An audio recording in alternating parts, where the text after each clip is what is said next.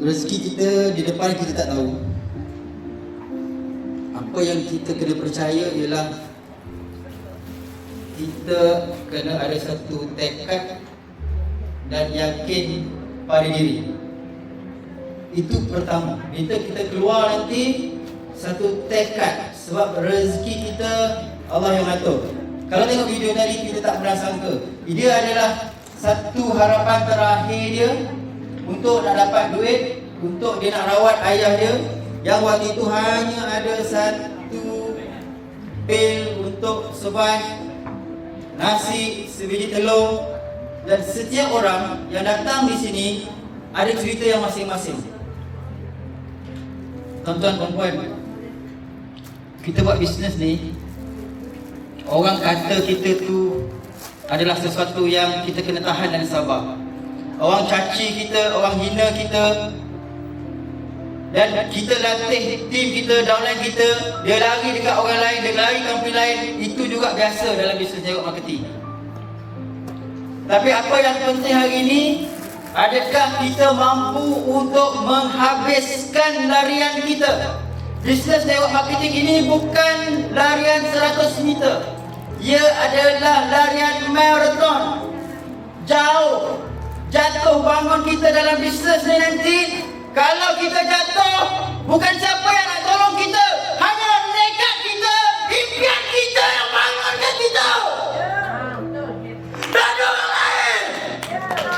Hanya impian kita. Bayangkan anak tu tadi ada anak kita. Di saat kita terlantar, kita sakit, anak kita berjuang untuk kita. Orang kata kita biarkan. Kita percaya kepada Allah SWT. Ini yang buatkan kita terus berjalan. Kita terus bangkit bila jatuh. Jatuh, bangkit lagi. Jatuh, bangkit lagi. Jatuh, bangkit, bangkit, bangkit. Sampai percaya. Sebab orang yang hebat, dia pasti akan rasa peritnya jatuh. Tanyalah orang-orang yang berjaya, bagaimana dia tolak, bagaimana dia reject.